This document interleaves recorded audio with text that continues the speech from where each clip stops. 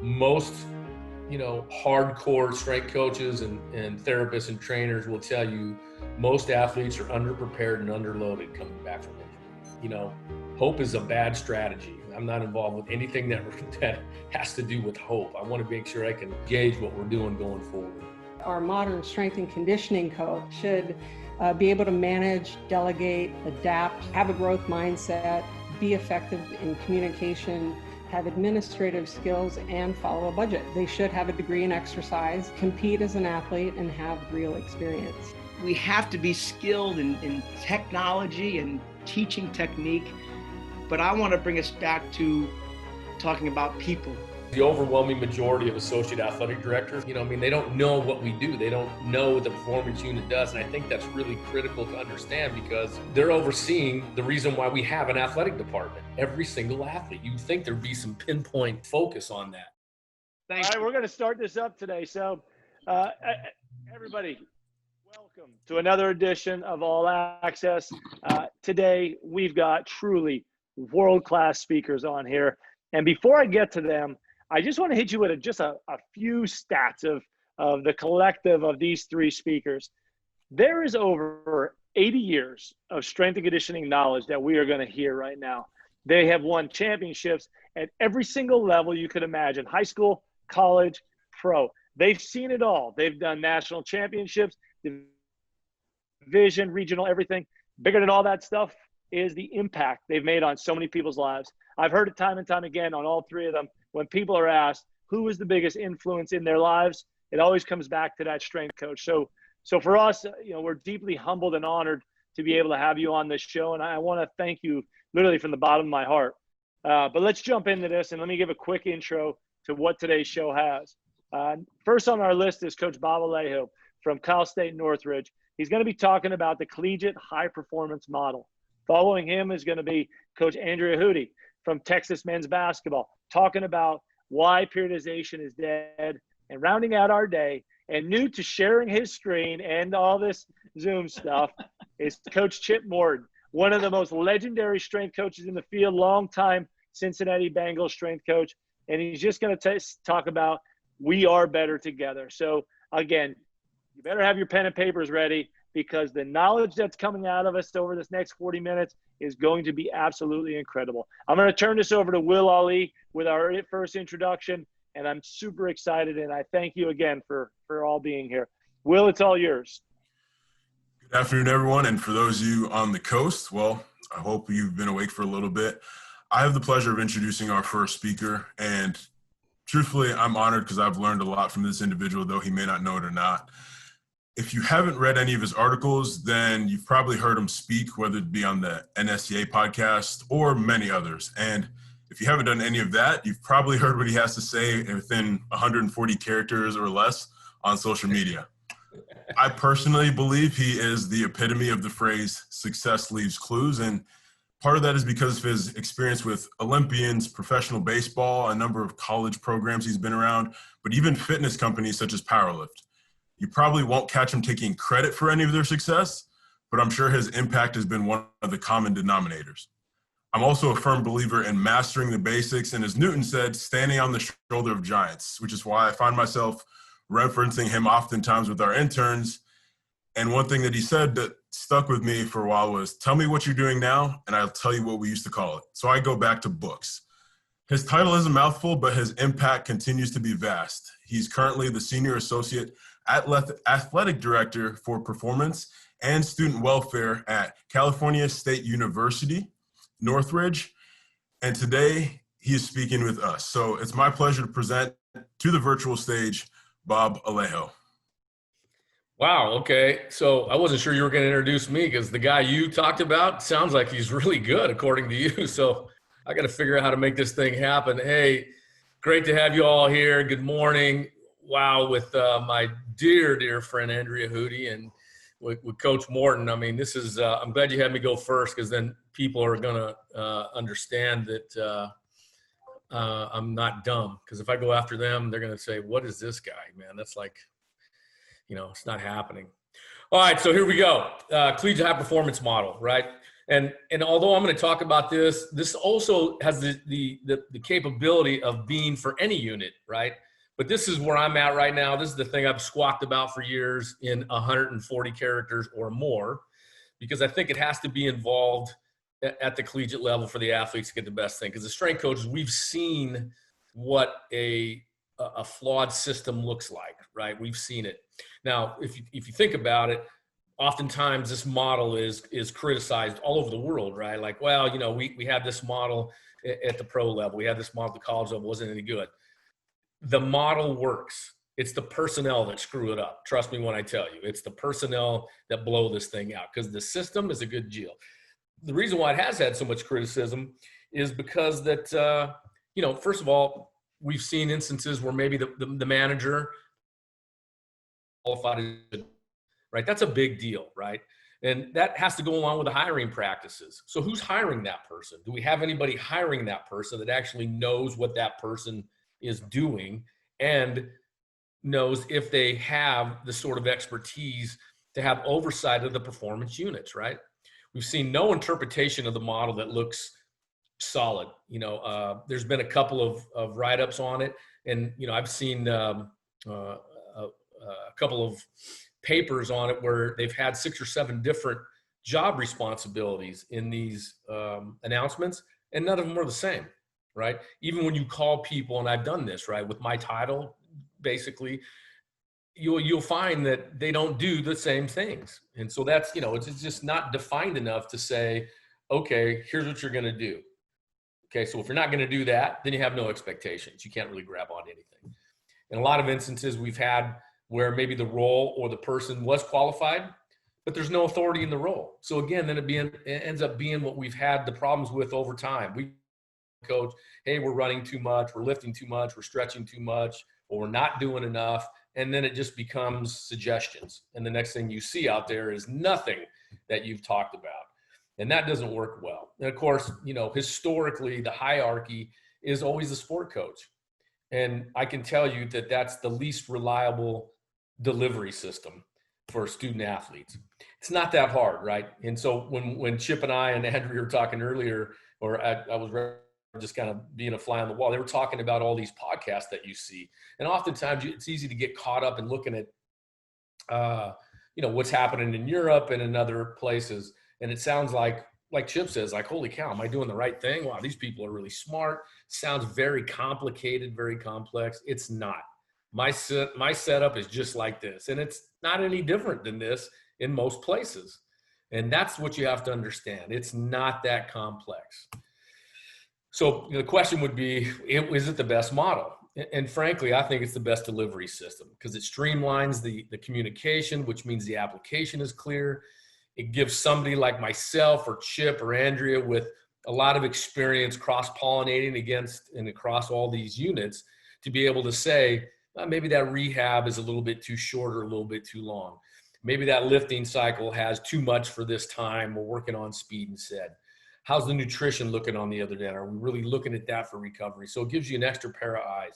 Most importantly, it allows the sport coaches to concentrate on, wait for it, sports, not training, not nutrition, not flexibility, not anything but the thing with the ball, the pool, the hoop, whatever it is. You go do that. Let us handle the rest. I think it's the best possible way for developing athletes. And so this right here is really what you want to concentrate on. It's got to be the first thing you do when you have a system like this. It's what I realized immediately needed to be done. But it doesn't have to be, you don't have to be the high performance director or the associate AD to do this. This should be inside your unit as a strength and conditioning coach. It should be inside your unit as the director of sports medicine, the director of sports nutrition. One thing you have to do is standardize the language, right? So let's just talk about it in terms of strength and conditioning. You can't have one coach writing a program for a reverse lunge and that same movement is called a one-legged squat on the other sport, right? You can't do that because what happens if I have to work with your team? I mean, I won't know what's going on. So that language has to be the same. On an expanded sort of landscape, it's the same thing in sports medicine, right? Athletic trainers and what we do is essentially the same thing. They just work with a different population, right? They have a population that's coming back from ground zero. We have a fitter population that's moving forward. But there's no such thing as a rehab squat, right? There's no such thing as a rehab lunge. It's either a lunge or a squat with the functional criteria for that. So that language has to be the same. It has to be the same on the injury report. It has to be the same on the strength and conditioning program. That's important. Same with reporting lines. You can't have people just talking to everybody all around the place, right? There has to be a sequence of reporting, good or bad. It doesn't have to be reporting something bad, but there has to be a sequence where this thing goes forward. I can't have an assistant athletic trainer coming to me as a senior associate, because now you're undercutting the power of your oversight person, right? You've got to make sure that's in place with the director of sports medicine. But those reporting lines are important for one other reason. You won't have 4 people telling the athlete what to do, right? And all of a sudden now this thing gets mixed up.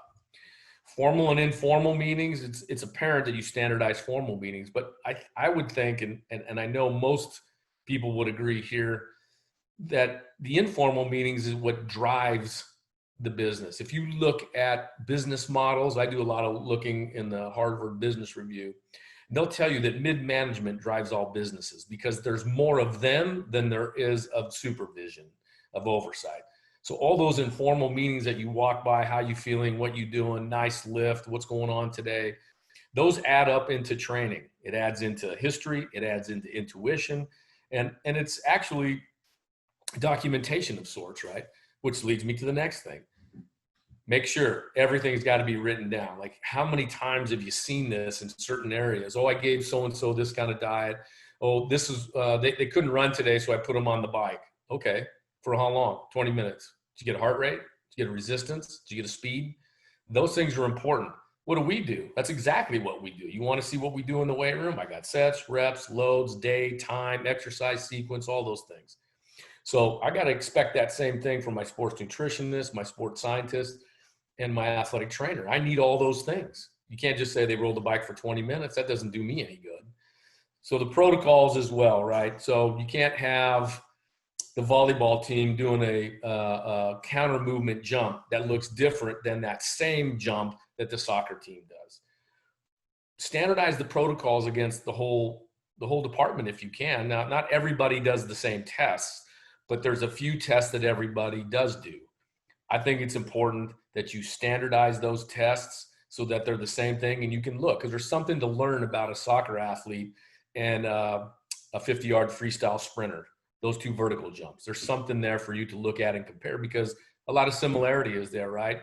Common exercises, power lifts, Olympic lifts, plyometrics. And so you can look at the efficacy of some of those things. And in the end, here's the biggest thing, right? Here's what I found to be the biggest thing. You have to agree, especially in this model, what return to competition is. So if I got healthy athletes, we just train them, right? If somebody's got an ACL and they're in their 3rd month of recovery, well, that's back there. But when we get going to combining the two, where we're all working together, there has to be an agreement on what exactly is going to happen for this person to hit the field, pull the court. And in that is not just return to play, it's return to training, right? Then it's return to sports skills. Then it's return to practice. I think those things are critical to understand. Like return to play, there's a big gap in between rehab and return to play. Return to training, can they squat? Can they clean? Can they bench press, right? And what's happening in that movement? You don't just jump out to practice unless you can, dribble a ball left-handed, then right-handed, then cut. You don't want to go into a game. You want to be able to prove all that. And at the same time, everybody has a measurement of metrics that you have to go to. And right now, the standard there is greater than 90% out of the healthy model. So, it's not that hard to figure out, right? If you have a 30-inch vertical jump and you're coming back from whatever it is, long-term, short-term injury, and you can't jump 27 inches, you're not ready to go. So now you've got to justify that. Well, that's science, right? That's physiology. If you're going to go out there and be a 100-meter sprinter and your squat's only 75% of your best, that's not good enough, right? So we have to have not like, oh, they look pretty good, or I had them jog a little bit, and they're like, that's not a metric. So this is also within the unit going into the next step. If you can't balance on one leg or two legs, what makes you think you're going to be able to jump off a 24 to 36 inch box and land correctly? I mean, that's a lot of force. So, again, there's a lot of common sense involved. But I think the most important takeaway here is the metrics. Make sure you have something that tells you that goes to the next level. And in all the cases, if any, it's got to be coming back from injury. We've seen it too often. Most, hardcore strength coaches and therapists and trainers will tell you most athletes are underprepared and underloaded coming back from injury. And you just can't do that because it's hard enough to try to duplicate, if not impossible, anything in training in the weight room. So once you get into a game where who knows what's going to happen, now you've just subjected yourself to the unknown. And I frankly, hope is a bad strategy. I'm not involved with anything that has to do with hope. I want to make sure I can pretty much gauge what we're doing going forward. So there's my email. If you guys want to contact me, my Twitter feed is there. I haven't been as probably as active as I have been, but maybe that's because nothing's really upset me yet. Well, Coach, thank you. All of that is great. Quick question on that. Yep. So the model and everything of that is great. I think a lot of strength programs want to get to that, or even performance programs want to get to that. What is your suggestion on some of the first steps on the validation with the administration? Is it something coming from the CSCCA or NSCA? Like, how do we get to that perfect model? Well, listen, I know this to be true. There's a ton of people that can do that. There's not but a handful of job positions like I have. Honestly, I can only think of really a couple others right now. Eric Korm and Pat Ivey are the only two I think that have this position with the background necessary, because the overwhelming majority of associate athletic directors are just sports management, or just, they don't know what we do. They don't know what the performance unit does. And I think that's really critical to understand, because they're overseeing the reason why we have an athletic department. Every single athlete, you'd think there'd be some pinpoint sort of focus on that. In my case, I have an athletic director who's a former Division I decathlete. There's no shortage of support from him. So it's that piece right there. And, once you structure it, it's not as if there's not examples of how to run this here. I mean, Europe's been doing a pretty good job of setting the system up. Now, you can argue one way or another, whether it works or not, but the system works. It's almost like talking about squats. So squats is a bad exercise. Well, the squat is inanimate. It's who's coaching it. The barbell doesn't do anything. You fix that movement right, and it's a fantastic exercise. It's the same thing. So, you can certainly contact me if you want to talk about it, but I would say more than anything, do your homework. It's what I've showed you here is simple, but it is simple. It's about increasing the communication. It's about understanding your role in the system. And it's making sure that it's collaborative to understand where the roles start and where they end. At some point, for example, the rehab exercise is no longer a rehab exercise. So when you're doing an exercise, for example, and saying it's strengthening at a week 2 of an ACL, week 3, it's no longer strengthening, right? So you got to realize where the strength coach come in, when the trainer, or same with the sports science, right? What is the standardization there? And once you come up with a format that says, here's how I'd like to standardize our performance unit, here's the responsibilities, here's the thresholds of blending in, probably more importantly with return to play than just regular training, because that's where the system really pays off. Then you have a chance to convince somebody of it. The problem is the person above, right? I mean, even the Big 12 commissioner talked about, after a couple of catastrophic injuries, that there's a problem with the hiring practices of strength coaches, the qualifications and all that. Well, okay, let's say that's true, but the person that oversees, typically, historically, commonly, athletic training, sports nutrition, strength and conditioning, sports science, doesn't have any grip on what that means. Just a general kind of pop out there. How many times has your senior associate athletic director spent one day a week in your weight room? One day a month in your weight room? Yeah. One day every 6 months in your weight room? And I'm not talking about coming in, checking it out for an hour. You think I can go anywhere in the country? I mean, I think I'm pretty good. I know I'm old. I've seen a bunch. I can't go in a weight room for an hour and understand, oh, yeah, no, you're good. Right? Yeah. So No, it's absolutely. that's Yeah. the hiring practices is the killer, the one above the top. Yeah. I think it just takes a collective. It takes all of us and listening to great minds and experienced minds like you and making a big push for it, because that's the only way it's going to change and really best serve the athletes. So